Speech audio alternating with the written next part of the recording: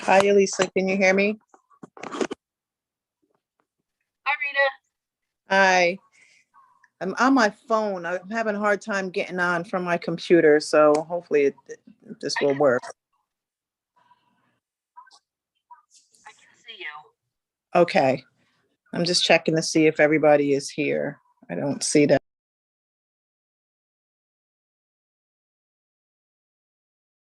So far, it's Steve and Tony. Oh, I can't hear you. I said, yep, that's all I see. Okay. Thanks. You're welcome.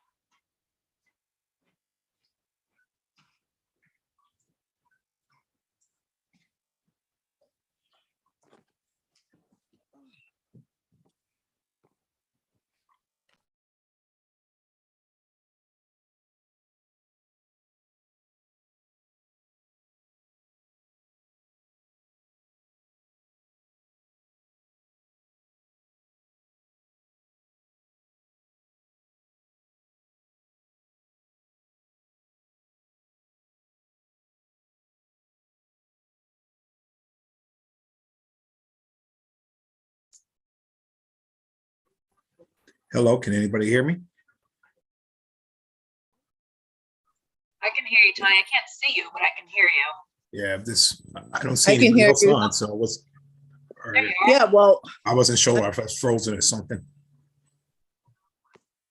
it doesn't look like anyone else is on other than you and Steve. Yeah, and And nobody myself. else.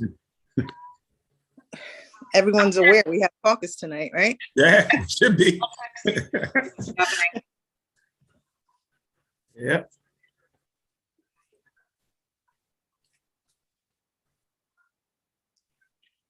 Or maybe people are having trouble. I know I was having issues with getting on my computer, so I'm on my phone.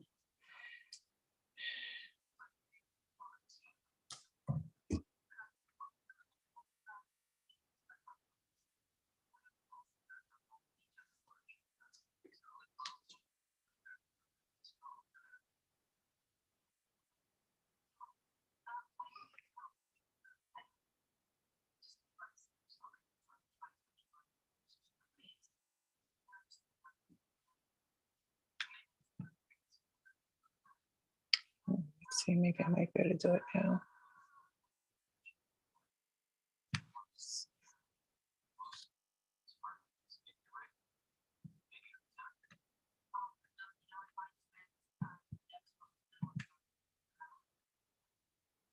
Okay, Elisa, I'm gonna go off my phone and get on my computer, so you'll see me join again, okay? Sure.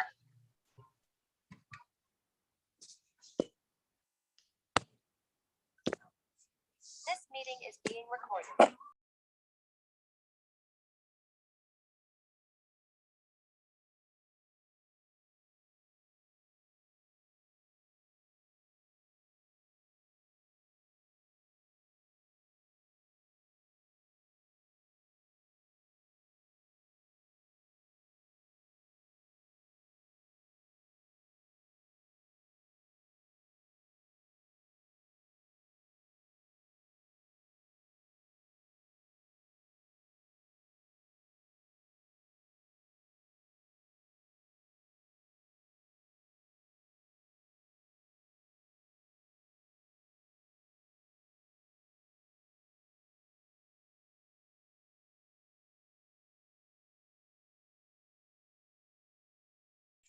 I just spoke to Andrea, and she is just walked into City Hall, and she can hear voices, so she thinks there are a few aldermen upstairs and just don't know how to start the computer. So she's heading up there now.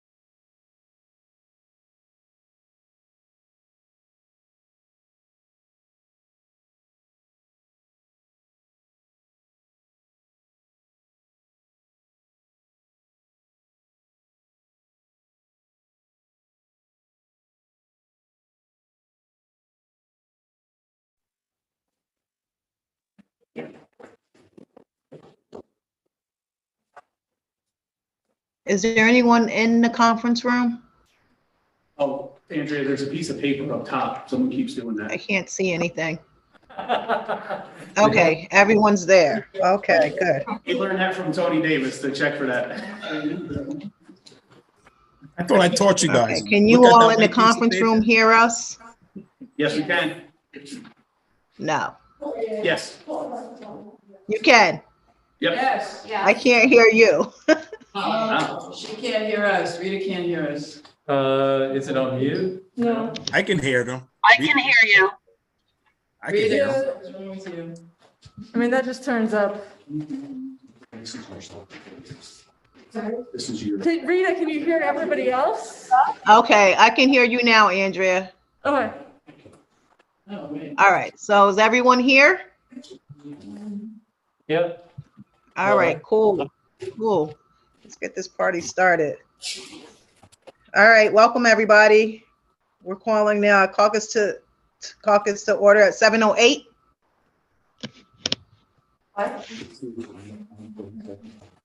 Everyone have the legislation list, or at least gotten a chance to read over what we're going to be discussing tonight?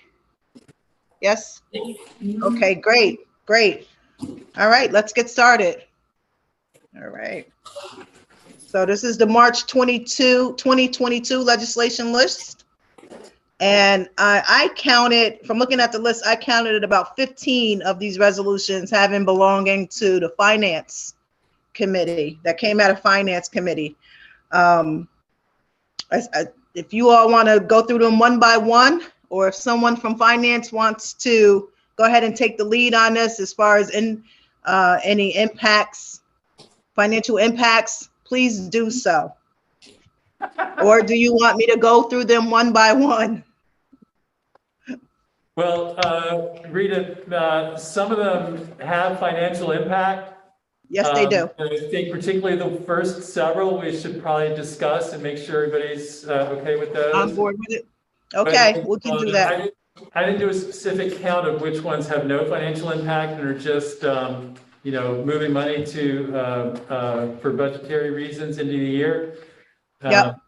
But so at least the first several, I'll be happy to give a brief overview of.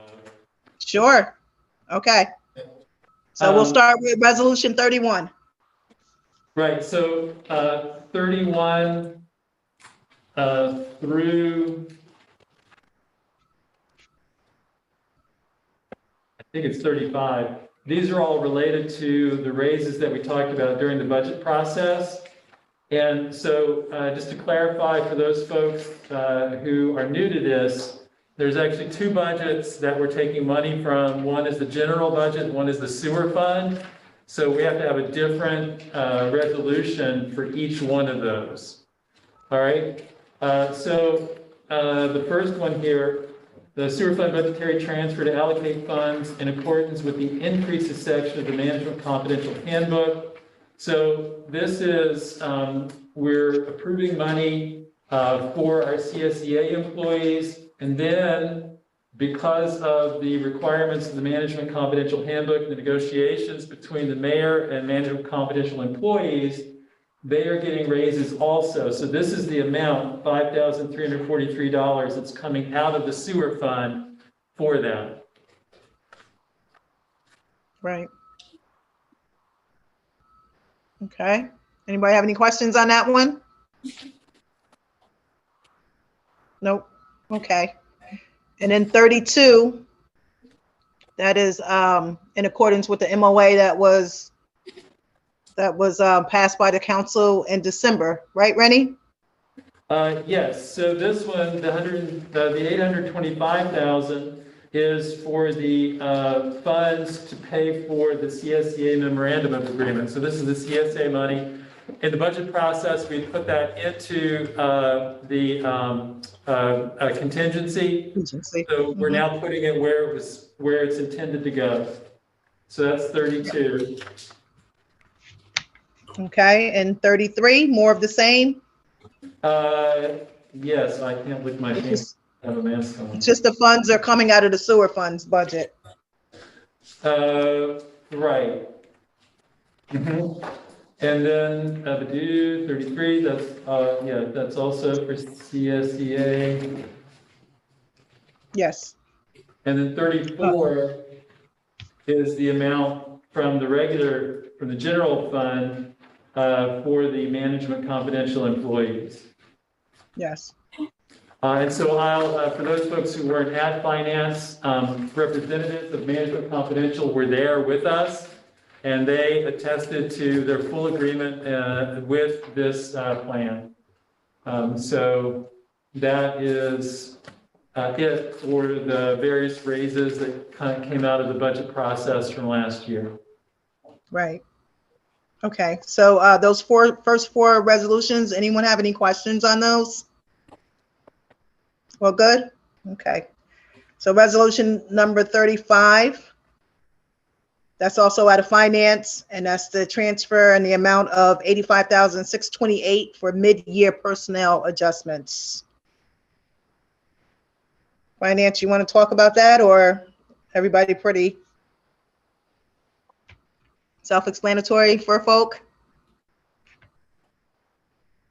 Okay, if not, just give a yell. Resolution number 36, it's also a transfer in the amount of $10,524, reconciling employee benefits accounts.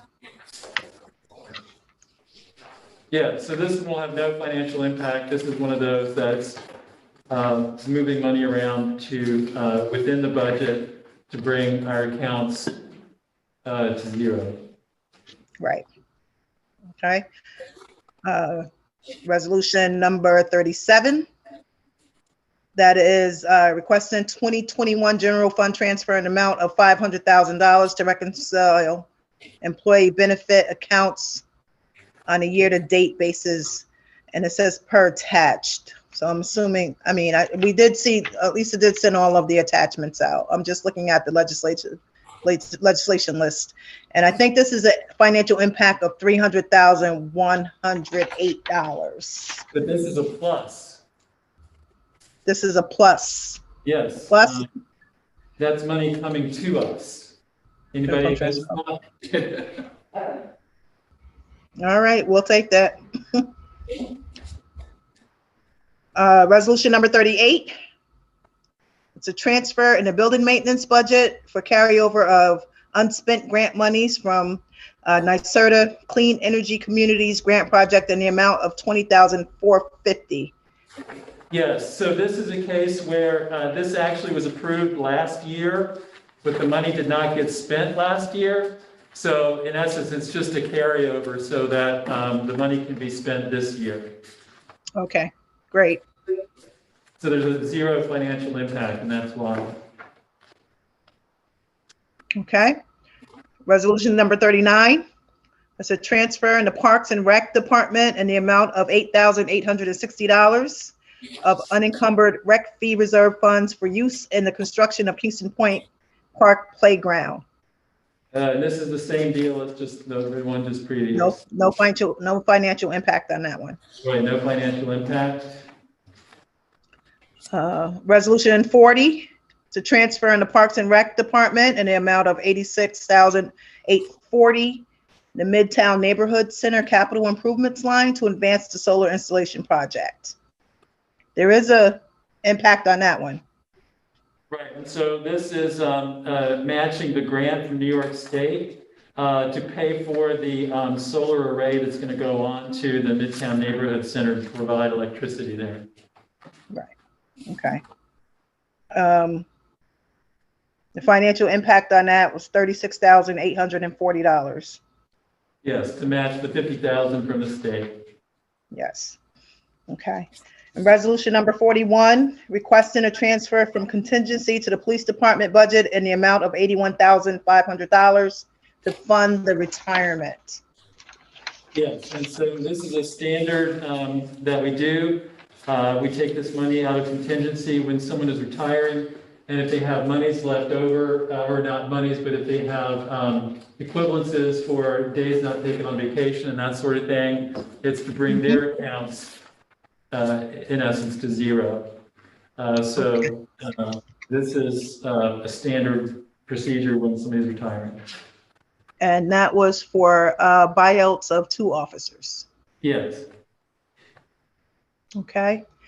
Resolution number 42, requesting a fund balance transfer in the police budget in amount of $150,000 and to transfer $225,000 of grant monies provided by NYPA Smart City Technology Grant to expand the current use of the license plate readers in and Yes. around the city of Kingston. Yes, and so this is a program that we approved last year, and this is the monies for it. So it's combining with the grant of $225,000 from New York State in order to buy the license plate readers that will be set up around the city of Kingston. Right. And this is for the purpose of identifying people for traffic violations? No, it's a crime prevention or Okay. crime assistance. So these cameras only look at license plates. They don't actually capture who's driving.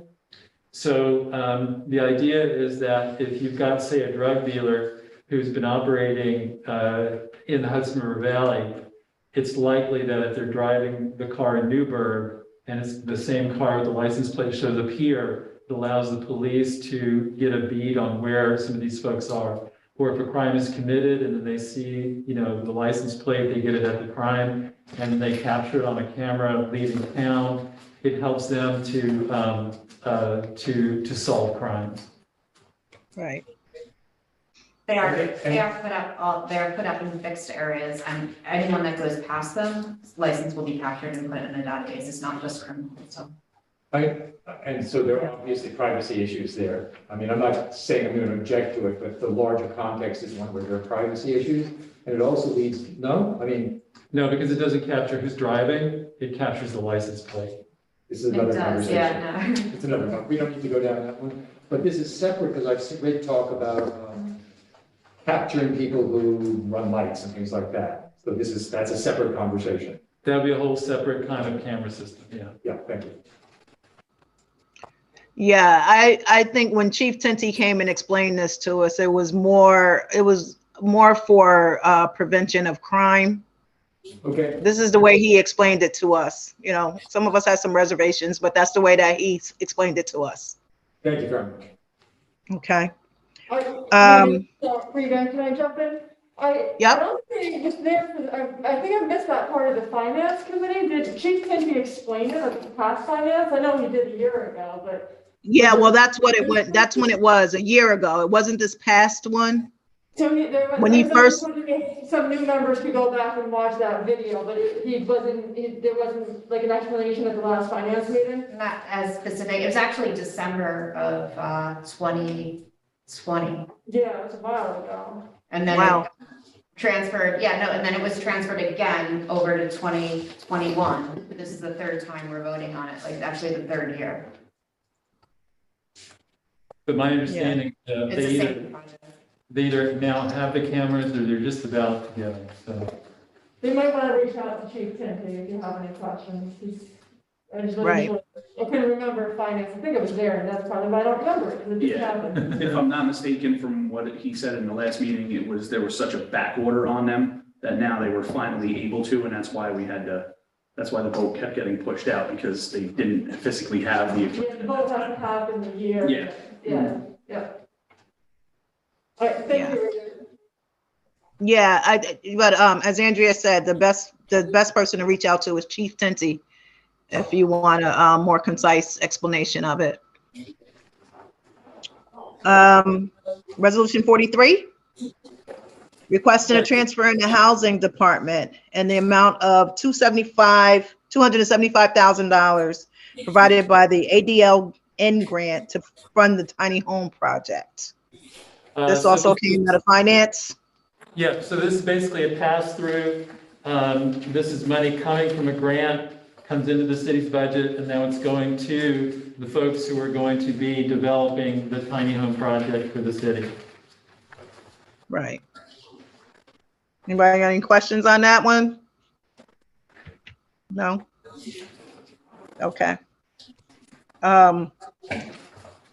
Resolution number 44, requesting a transfer in the housing department in the amount of $297,000 to fund the zombie property project funded by the LISC grant, city rehabilitation project funded by New York State Restore grants.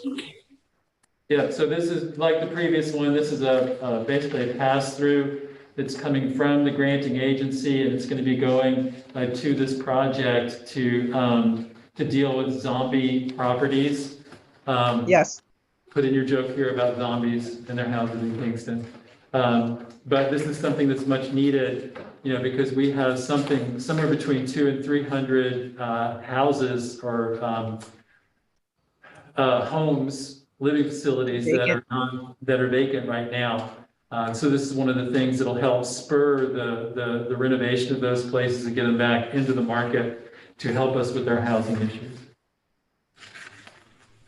Okay. Resolution 45, 45 and 46 came out of laws and rules. 45 is adopting the arts and culture master plan. So this passed laws and rules. Kit Potter, who is the new director of the arts and cultural department, her and her team came and they gave a presentation of the arts and culture master plan. So it passed out of laws and rules. And they also have, you can go on the city website to see it. They have it on the website where you can pull it up and take a look through. They actually did a really good job of presenting it to us, and it sounds like a good plan. Okay, anybody, any questions on that?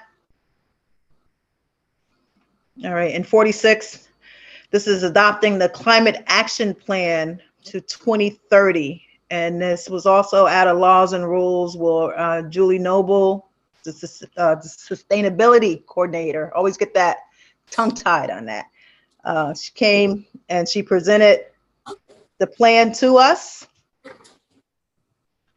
It did pass out of laws and rules. You can also take a look at that, which should be on the city's website. And I believe they also sent a copy to the council members. So do we have any questions on 46 or any discussion on 46? Rita? Yes. Yes. I'm going to ask tomorrow night that we send this back to committee, not because of the plan itself, but because of questions I have about the process, about how it was developed. I have now spoken with a couple of members who were on the committee. I've spoken to a number of the people who run organizations that are listed as having been contacted. So I have some concerns, not just about this particular process and program, but the city has, in a number of cases in our recent past, could have done a much better job of communication. And so what I'd like to do, if we could send this back to committee, it would allow me and any other council people who want to be involved to interview folks further so that we could really think about this process of how the city communicates and tries to get in the involvement of our residents. So no blame here, just looking at this as a kind of review so that we as the council would then have a time at the next laws and rules to discuss the kinds of things that we would really like to see, when we approve a grant for a project like this. Because I think that we do bear some responsibility here because we did not clarify when we approved the monies for this kind of a project. We didn't clarify what level of community engagement we'd like to see. So my hope is that we'd be able to have some time at the Laws and Rules meeting in March to use this and any data that we find from it to discuss this at a much deeper level and how to work with the administration in future to make sure that we really do reach out to the community and get really deep involvement from our residents. Okay.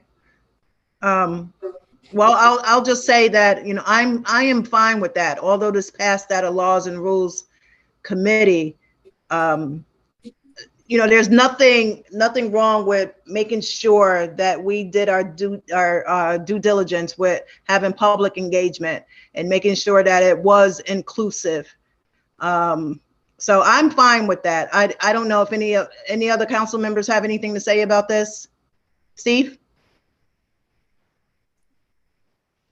Yeah, I don't really have a problem sending it back. I mean, I don't think time is of the essence here.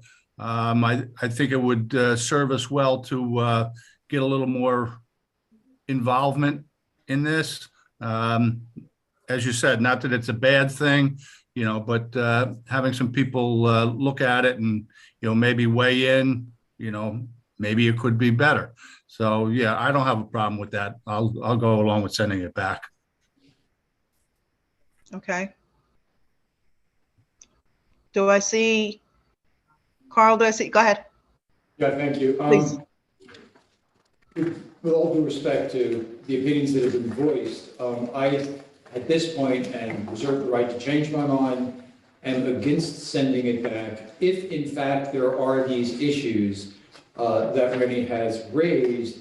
I'm not sure why delaying this will actually help us address it one way or the other. We can do all the review without sending it back, because what I think we're overlooking here is how sending it back will play for the people who worked so hard to get behind this. It will be, and I know this because I've talked to some of these people, it will land as a rebuff and a kind of an active expression of non-appreciation. And I think it will land, whatever the reality or the intention is, I'm talking about how it lands psychologically. So I think there are many variables in play here, and that's why I'm sort of sitting with this and going, I don't know what the values are, but I do think that ultimately it's such a good plan, and it's so important that we establish and maintain our leadership position that I'm inclined to vote forward and say, let's do all this other work independently of this plan and make sure we get better going forward. End of speech. Rennie, Rennie, go ahead. Hi, Andrew. Michelle. I'm sorry, I don't know whose hand went up first. Yeah, Michelle was first. Hi, Go ahead. Sorry about that, Michelle. Go ahead. Hi, so I understand that we've been having a lot of these issues with public engagement, and I personally feel like we should not send this back. My understanding is most people are happy with the content of the plan, and the council should move forward on creating a much more in-depth process with resolutions from the time of applying for grants to accepting grants. Maybe look at that and how we become engaged. Yeah, thank you, Rennie. I don't think it's a sign of disrespect, and it's personal against anybody who laid out the plan. I think it's just the council doing it our due diligence, and we shouldn't be expected to just pass anything that a department head or a staff member presents, because they all do good work. We have really talented, skilled people who work for the city, including the folks who did this presentation. So I just, I don't think anybody here, and I guess I'm kind of speaking for Rennie, but I shouldn't, but my perspective, or he gave me his blessing now, is it's not a personal thing. It's, we have an opportunity here to just double check it, and that's what we have been elected to do, is be a check and balance. So, Rennie, you want to? Sounds good to me. Well, yeah, go ahead. I thought I knew how I felt about this, but now, I think if I vote to pass it through or not to send it back to committee, then I would like to know, how do we set a standard for community engagement? So, Michelle, you mentioned that, in the whole process, we just make sure along the way that it's a component and we follow it or monitor it along a grant process. But how do we, I guess what I would like to see, and I don't know if this is something we do as a council, but some sort of strategic planning. Are there some things that we do that would be develop something that, like a community engagement component that gets attached to things that come to us rather than react to, does this make any sense? Yeah. So that's what the reason for sending it back would be to, okay, let's start and ask that, and that it wouldn't be a affront to people. So that's where I'm coming from. Well, if I could speak to that issue in particular. Sure. So this is part of the issue here is the open meetings law. And so my sense was that if we send it back, this is just to talk about the process so that we can look forward. But this would give us a place that's, where more than 3 or 4 members of the council could get together at the same time to discuss this kind of a process, unless, I don't know if this is something we have to go into attorney-client privilege to discuss, Barbara, but is it possible for us to have like a business meeting where we would discuss a kind of policy, something like this? Do you have a sense? I'm sorry, I'm putting you on the spot. It just occurred to me as Barbara was talking. The policy of community engagement? Well, no, just because a part of the problem is that, we can't talk about policy privately. The 9 of us could not get together to talk about policy in a private session, right? Because of open meetings laws. But if we scheduled a special meeting of some sort, that was a business meeting, but it was the whole council, would that be acceptable under, or is it something, you may need to research that, I don't know. What you're describing doesn't seem like, you're talking about setting up a meeting where everyone will be present, like something like an hour before caucus, where you're talking about something like establishing a community outreach plan. But it would be done in public. We would announce it like we do, all of our other meetings and that sort of thing. Well, could we just put that on the agenda as this is what we're doing? I mean, That's why I guess I'm struggling, because it seems like all you have to do is add it as an agenda item. Is there something privileged that you would want guidance on? Or? No. It's more just trying to figure out where can we have this discussion. If it's open to the public, or if you're saying you don't care, you're not looking for a private closed meeting. Right, exactly. Yeah, we just put it on the agenda as strategic planning for community outreach and for the future projects. All right, then I could go with that. Yeah. So we wouldn't necessarily have to send this particular item back to committee to cause that to happen. But we could still put then this idea of, how we think and how we revise the way we give some direction or input into community engagement in future projects. Well, also we need to consider, because this is one of the issues, is a lot of times, we get this at the end, and there's, the plan is, we're not involved in a lot of these projects. And we've seen it a couple of times just this year, right? We're now on, and the project is rolling along. So, that's another thing that we could be part of that conversation is when can we get involved earlier on with the executive branch, with the department heads, so that we have more of a voice in the beginning or, earlier on in the stage of the project before they need funding. And they come to us, and when they come to us with funding, they're like, well, the project is already halfway done, so you can either kill it or, you gotta just pay for it. And then we're kind of looking around at each other like, what do we do next? We don't want to kill the project. And I think that this is a perfect example of this. Nobody wants to, again, I'm speaking for everybody and I shouldn't, but I don't think anybody wants to kill the climate action plan. We all think it's a good idea, a good plan. It's the process, and we get roped in at such a late stage that we're kind of stuck. So, that should also be part of that conversation. And I think, I don't think that as long as it's public meeting, we could just put it on, do you want to send it a communication to me, or you want me to just put it on, or? Well, if you can We just can put it talk on, about that'd be fine, or we can talk after. Does this, do I hear correctly, Rennie, that you are now prepared to unpropose the tabling, so to speak? Yeah, we In can the place of this? do that, yeah, and then that'll free me to actually speak to the plan I itself. would be delighted with that. Okay, I might not have to hear what I have to say, but. For now. All right, Can I say one more thing, Rennie? you certainly, can. Was that a yes or no? That is a yes. Okay, I just want to address what Andrea said. There's also a conversation here about the right role of the Common Council in government, right? And you're saying, well, we should have oversight, we should have more apps and not just be handing things at the last moment. And I have to say, I'm getting kind of mixed messages here, not from you, but generally, because when John Schultes comes in, what we are told is he really has authority on Seeker 2, and it's really not the Common Council's job to challenge his judgments. We defer, we give deference to his professional judgment. And yet with reference to this, it's like, well, I'm not so sure we're going to give deference to their judgment that community outreach was done appropriately. So I'm sort of getting two sets of signals here. And It's two No, my sets idea is not, yeah, it's two totally different things. I'm not saying that we should tell the engineer how to do the engineer's job. That's not our place, I know nothing about it. It's just to be. I'm not an engineer, but I know you were gonna say something. I'm not Well, interrupting. yeah, continue, please, thank you. Now I lost my train of thought.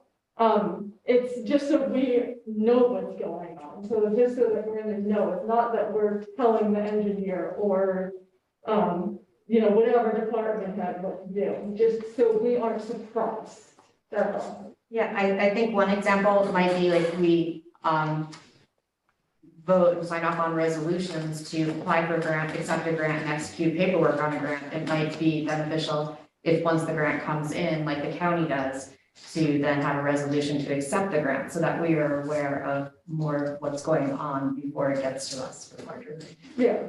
I think the question here is what is oversight and what is our oversight role? And I think where I'm coming on this is we should give the climate change people who produce this plan the same kind of deference around out. This is what I'm saying. Yeah, I know. What I'm saying. And I'm subject to being persuaded otherwise, always. But right now, it seems I'm in favor of giving them the same deference on this and taking them at their word for what they did, the same way we take John Schultes at his word for his professional judgment. Barbara. Yep. I'm gonna stay out. I don't Okay. want to interject myself. So can I jump in? Yeah. Because although I'd love the conversation, and that's what this is about, the meeting of the minds and coming up with solutions and things of that nature. But I think we might be getting too far off because it might be a conversation for a different time. However, I do agree with that we should have as much public engagement and community involvement as much as we can. We are the ones that represent our respective wards. And when they come to us asking us questions, we have to know what we're talking about. And so the more they are involved, the more we are involved. And so it is definitely a necessity. And so I want to just be clear, Rennie, so you are now taking off the table of sending this back to committee. Yeah, I can do that. I'm happy with doing that, unless other people want to. Okay, great, good. But we will have a discussion of we're going to. At some point. I'll work on getting it on the agenda. All right, just want to be clear. Yep, okay. Resolution number 47 and 48 and 49 came out of public safety. Tony, you want to talk to us about that? I mean, again, 47 is adding handicap at Fairview and location of Fairview Gardens. And we've been talking about that for a couple months with former Alderman and Jeffrey Ventura Morel. So I believe Barbara and all the women in Hill has got a solution to this. And so that would be put forward. 48 is removing, it should have, I mean, that's my fault. It should state remove reserved parking. And so I believe we're going to do that on the floor tomorrow. I believe Steve Shabbat, are you going to motion it? Or am I going to motion it? Or second, Bryce?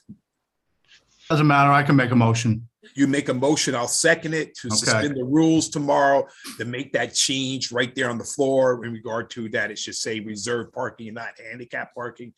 And then the last resolution 49, again, is just removing a handicap parking and at a location on Western Street, and straightforward. So, Alright. yep. All right, fantastic.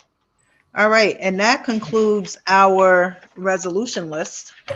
And I understand, Andrea, you have some business you want to discuss?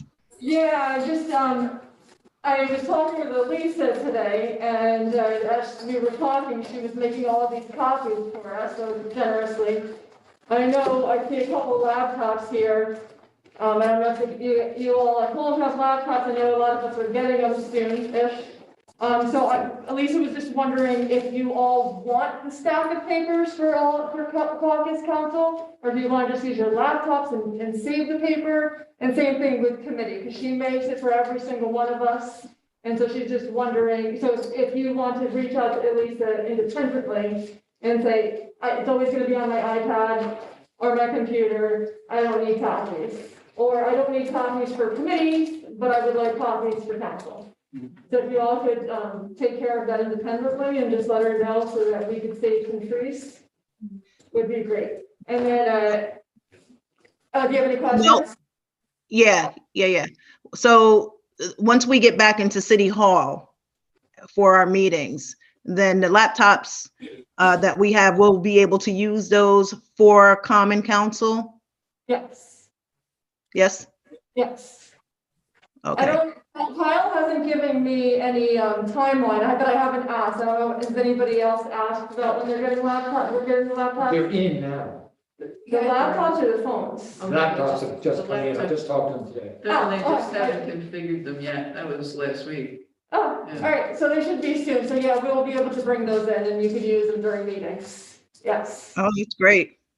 So, Yeah. whatever Save some trees. you want to do, but if you want to save the paper, I know some folks like to have the hard copies, which is fine, but figured save some paper is better than no paper. So and then- council members can reach out to her individually, whether they want it or not then. Yeah, I think Yes. that makes the most sense. Lisa, if you disagree, just jump in and let me know. If you want me to collect everything and give it to you once, I'm happy to do that for you. Okay. Just let me know, Lisa, either now or later. Okay, so just so I'm clear, Rita's question is, if individual aldermen would still like everything in hard copy, they could let me know, and otherwise I should assume that you don't. Is that what we're going with? I'm confused by the conversation. I'm sorry. All right, that's fine. Why don't we do it that way? Yeah. So if you would like to receive hard copies for either committee meetings and or council meetings, let Elisa know. Otherwise, she'll plan, since we're all gonna get our laptops soon. Let's plan on just using that. So if you would like hard copies, let Elisa know. Does that make sense, everybody? Yeah. All right. Yes. All right. Opt-in. Yeah, so opt in, not opt out. Thank you. And I will email everything to everyone all the time anyway. Okay? Yeah. Thank you, Alicia. You're welcome. Thank you. Yeah, that's helpful. And then I sent an email a few weeks ago about the St. Patrick's Day Parade, and I'll send more details as we get closer, but just for the new folks. We are asked to walk in the St. Patrick's Day Parade, so they do have a place for us, I forgot the date. It's the 13th, right? Sunday, the 13th at 1 p.m. I'll find out what time we have to line up and exactly where, but we all just walk along the parade, I think, right after the Kingston High School band. Yeah, I got it. Just to add to that, because I know I'm speaking about myself and maybe other people that it may be a long walk, especially with my bad knee, but UCAT is going to have a bus that will be directly behind the dignitaries to, if any of us do need to get on and off the bus. So I do want to add that as well, if someone was a little concerned about being able to walk the entire distance. Great. Good. Thank you. The worst part down the hill. Yeah. And while we're in announcement mode, let me just announce that in April, the African American Gala is scheduled. This is their 5-year anniversary, so it's big. I remember in times past, the council has gotten a table, and it's going to be held at Diamond Mills in Saugerties this year. The date is April 16th.